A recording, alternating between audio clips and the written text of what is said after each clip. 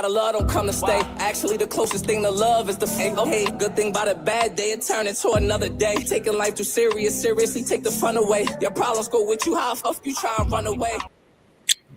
What's good? What's good, y'all? You already know it's your host, Ricky. And welcome to the Bull SCP Sports Podcast. We got some things to talk about, guys. We got some things to talk about.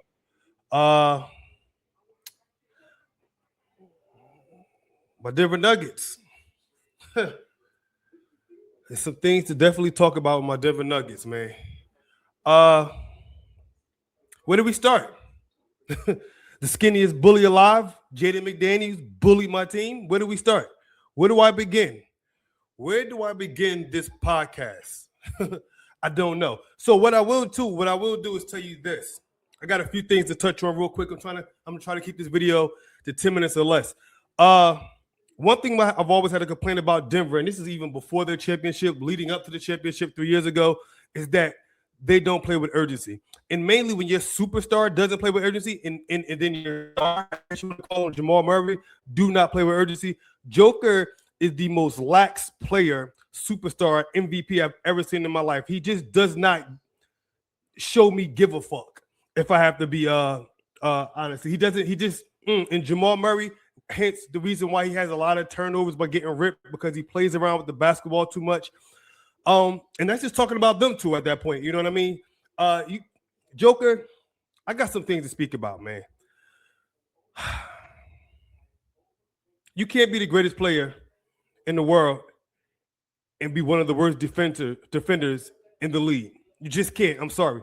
You don't have to be the greatest defender. Let me be clear about that. I don't know what that is going on in my background. You don't have to be the greatest defender, but you do have to be able to defend a little bit. And Joker just does not put any effort into playing defense. Zero effort. The best thing he's going to do is rake down and get a foul 75% of the time when he does it. Jamal Murray, let's stay with Joker. I just got to take him out of being the best player in the world. He can't be. There's no way. You have to play some, like, let's say SGA. He's not a great defender. He gets some steals, but he definitely tries. He plays with urgency. To a Joker, he's just so lax. Makes some of the dumbest turnovers. And just everything about Joker, yes, he's a great player. He's one of the all-time great centers. I will acknowledge that. But there's no way you can ever be the greatest player in the world and literally be one of the worst defensive players in the world at the same time. It's impossible. You have to give me effort on the defensive end. He gives no effing fucks on the damn defensive end. I'm sorry.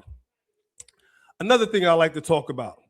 I was one of the people that's a Nuggets fan that was not okay with trading Michael Porter for Cam Johnson because they claim our defense sucked because Michael Porter couldn't guard.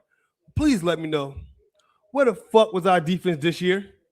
I would love to know that, because their Nuggets defense sucks so bad. And yes, Cam Johnson is a better one-on-one defender than Michael Porter Jr., but in this day and age where everyone's skill set is so high, you're going to get beat no matter how you slice it. But if you don't got no rim protection, it's not going to matter. It's not going to matter. Like the T-Wolves has really good defenders on the perimeter, but they also have a rim protector down there as well. So even if you get by them, you got to think about your shot. No one has to think about nothing when they go to Denver, go inside on Denver. It just is what it is. And they exposed us. We got exposed. Let me give credit to Jaden McDaniels, man. I don't like him. Let me be clear about that. I do not like that man at all. I can't stand him. I don't like him at all. He's just yuck, But let me give that man credit. He talked that talk, but he walked that walk at the same time. If you go do that, I'm all right with that. Like I'm good with that. That man talked a lot of crazy. I've never seen I've been watching basketball since at least 1988. We've seen some of the biggest trash talkers. We've seen some of the most physical players in the 80s and 90s. I've never seen a man literally call out multiple people saying they stink at defense and then show them. And he ain't just showed them by Anthony Edwards doing what he did to him. He showed them by himself. He had a career high, not a career playoff high, a career high period. 32 points last night. I believe 10 rebounds, and I forgot how many assists. That kid in the whole series, he killed us too, for the most part. But on defense, he locked up Murray. Murray looked scared. I take that back. I'm sorry. He didn't look scared. Murray was scared. Scared. 12 points in the game 7. Mr. Game 7. Mr. Elimination Game has 3 40-point games in elimination games in the playoffs. And you give me 12? Oh, my God. Do I got to go? Excuse me. Let me go through Murray's stats, man. We need to see Murray's stats for the whole series. He shot 7 of 22, 11 of 25, 5 of 17, 10 for 25, 9 for 23, and 4 for 17. Now, for the season, he shot 48% from the field. Not one time did he shoot over 41%. I'm sorry, he did in game. No, he didn't. Not one time. Not one time did he shoot over 41%. And you have 12 points on 4 for 17 in the elimination game. Listen, you were scared. You got punked. I've always said I like Murray, but he's not a point guard. He needs a guard, a point guard, and he has to work off the ball. Can he get his? For sure with the ball, but he needs a point guard. He's not a true point guard. And Cam Johnson, hell of a game last night, by the way. Hell of a game. But what I was saying with that Michael Porter trade, I know I'm going back and forth, but I'm a little disappointed in my team. You cannot trade away a 20-point scorer for a career 8-point scorer in Cam Johnson. It's not enough defense in the world that's going to make that 12 points up. You're not. You cannot make up 12 points a game off MPJ averaging 20 for a career 8-point a game scorer. He's not a look to score guy. That's a lot of offense going. So when Joker or Murray or both of them for this series are not playing like their normal self, but definitely when at least one of them are not playing themselves, you still got a person that can give you 20 to 30 points in MPJ. We didn't have that this series. Okay, I know. Cam Johnson scored 26 yesterday. But who else scored 20-plus points this whole goddamn series outside of Jamal Murray and Joker? And they shot horribly doing it. Nobody. Not one time did anybody on this team score 20-plus points outside of Joker and Murray. That did not happen last year or the year before or the year before when we had MPJ. Granted, I do want to put my one excuse in there. I have one excuse. Everyone keeps talking about, oh, Ant wasn't there. Okay, let's talk about Ant real quick. And that's huge. He's a superstar. Ant averaged 28 points, 3 assists, and 5 rebounds for the season. People forget the Nuggets had 2 starters out. I know Watson not a complete starter, but he's a starter material. He started a lot because of the injuries. Watson averaged 14, 2 and 4. 2 and 5, excuse me. That's 14 points right there. Gordon averages 16, 2 and 5. So you put that together, plus both of them are our best 2 defenders on the perimeter, Gordon and Watson, and our best 2 defenders in the post, Gordon and Watson. Both of them are our best defenders, and you put their points together, that's 30 points, which is more than Edwards. You put the rebounds together, that's more than Edwards. You put the assists together, that's more than Edwards. But no one's talking about them 2 players missing. All we're talking about is Ant-Man. They act like they completely forget that Gordon and Watson didn't play. Watson didn't play at all, and Gordon played 2 games. Despite that, we have to win without Ant-Man on the floor. I'm sorry. We lost game 3, or was it game 2? Game 3, when Ant-Man went out in the second quarter, and Devachenko, however you say his name, went out in the first quarter.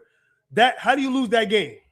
That's the game you're supposed to win. And then you lose an elimination game 6 without them at all. And that Sumo, or whatever his name is, ain't play. That is horrible. Denver, basically what I'm trying to say is you got to break this team up. You need some more athletes. Excuse the noise. I got my man cutting the grass outside, but whatever. You have to break. You need more athletes. You take that how you want to take that. It's not enough athletes on this team. You cannot have a slow center that can't do shit at the rim and then not have no athletes on the outside and the perimeter to guard. So you have no one to guard the perimeter without Gordon and Watson, and you don't have no rim protection. You have nothing. You literally have to get some athletes in there. Stop drafting and bringing in all these foreign players that cannot play no defense. I love Joker, but Joker is not a top 10 player of all time. He's not. And I'm going to talk about that. I'm going to do a whole other segment on that. He's not. You cannot suck at defense, completely suck at defense, and be a top 10 player of all time. You have to give some type of pushback a little bit. I'm not asking for Joker to be an all defensive player or ever win a defensive player of the year. Just be some fucking pushback. Murray, you piss me off so much. All the time. Every year you piss me off. But not having MPJ, man, I'm telling you, we've never lost the first round with this team put together since they became like contenders. They became contenders, I would say, in the bubble. They became contenders. They've never lost in the first round, excuse me. And even when they lost in the second round, they gave that team, said team, their best series. They had it. This team has no heart. This team has no fight. This team has not enough athletes. This team needs to figure out what to bring in because we do not have no athletes at all outside of Gordon and Watson. And Gordon is losing some of the athleticism. Be clear. Watson needs to be paid. We need Watson. It might be time for a trade. I know y'all love Murray, but it might be time for Murray to go. What we do with him, I don't know. But it might be time. I'm gonna do another video on what we need to do, trade-wise or bring in or whatever. Because it's some things I've been hearing about possibilities. I'm gonna leave a hint. I'm hearing KD.